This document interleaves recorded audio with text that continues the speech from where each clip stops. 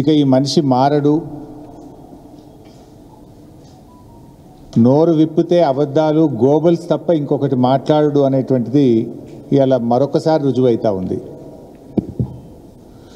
మేడిపండు చూడ మేడిమై ఉండును, పొట్ట విప్పి చూడ పురుగులుండను అన్నట్టు రేవంత్ రెడ్డి గారు నోరు విప్పితే అబద్ధాలు తప్ప ఏమి ఉండవు అని మరొకసారి రుజువైంది. ఆయన తీరు ఎట్లా కనబడతా అన్నారండి, చేయలేదా? నువ్వు కూర్చో భయ్యా. అరే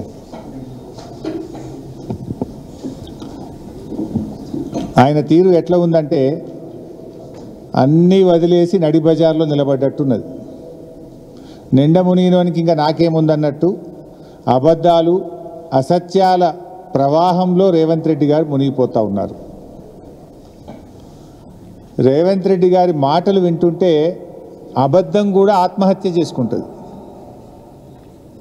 గోబల్స్ను మించిపోయినాడు రేవంత్ రెడ్డి గారు. సరే, కొన్ని వ్యాఖ్యలు గమనిస్తే ఒక్కొక్కటి మాట్లాడదాం. ఎల్లంపల్లి ప్రాజెక్టును మేమే కట్టినాము అంటాడు. ఇక నీకు అట్టుడు ఎట్లున్నదంటే నువ్వేమో రిబ్బన్ జేబులో కత్తెర జేబులు పెట్టుకొని తిరుగుతున్నావు, ఏడగనబట్టాడు రిబ్బన్లు కత్తిరిస్తున్నావు. నిన్న ఇనాగ్రేషన్ చేసిన కొన్ని ట్యాంకులు కూడా కేసీఆర్ హయాంలో మంజూరు చేసినాయి. ఇప్పుడు సబితక్క కాన్స్టిట్యున్సీలో కూడా ఒకటి ఇవాళ ఇనాగ్రేషన్ చేసినావు. నువ్వు కట్టింది కేసీఆర్ గారి హయాం, కత్తిరించేది నువ్వు అయిపోయినావు.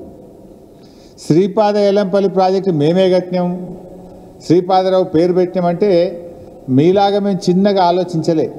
పేర్లు మార్చుడు లేకపోతే కత్తెర జేబులో పెట్టుకొని పోయి రిబ్బన్లు కత్తిరించే ఆలోచనలో కేసీఆర్ గారు ఎప్పుడు చేయలే.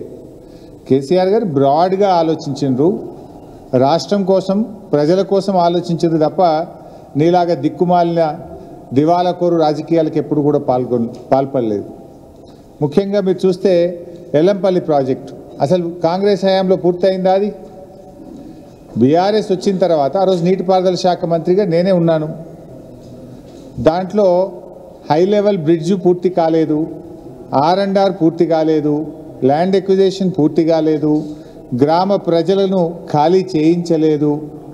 బీఆర్ఎస్ వచ్చిన తర్వాత ఎల్లంపల్లి ప్రాజెక్టు మీద 2052 కోట్ల రూపాయలు ఖర్చు పెట్టి ఆ ప్రాజెక్టును పూర్తి చేసి 2016 సంవత్సరంలో పూర్తి స్థాయిలో 20 TMCల నీళ్లు నిలిపాం. అంటే it took us more than 2 years. 2052 కోట్ల రూపాయలు బీఆర్ఎస్ ప్రభుత్వం ఖర్చు పెట్టింది. నీ లెక్క చేయాలంటే 2052 కోట్లు ఖర్చు పెట్టినాం కనుక పోవాలి, ఎల్లంపల్లి కాడ మీటింగ్ పెట్టాలి, శిలాపాలకు వేసుకునేది ఉండే, రిబ్బన్గా తెచ్చేది ఉండే. కానీ మేము గా పని చేయలేము. మేము చిల్లర రాజకీయాలకు పోలే, పని చేయడం ముఖ్యం అనుకున్నాం తప్ప రిబ్బన్లు కత్తిరించి ప్రజల్ని భ్రమింపజేయాలనేటువంటి ఆలోచనలు మేము లేము. నువ్వు ఫ్లైఓవర్ల కాడ నిన్న చేసిన OHSR కూడా నువ్వు చేసిన శంకుస్థాపన రెండింటికి 2, నీకు వచ్చే నీళ్లు కాళేశ్వరం నీళ్లు, నువ్వు ఇనాగ్రేషన్ చేసిన OHSRలు ORR phase 2లో భాగంగా బీఆర్ఎస్ ప్రభుత్వం నిర్మించిన రిజర్వాయర్లకి నిన్న నువ్వు ప్రారంభోత్సవం చేసినావు. సో ఇలా ఆ రకంగా ఎల్లంపల్లి ప్రాజెక్ట్ నీళ్ళు వస్తున్నాయని మాట్లాడతారు.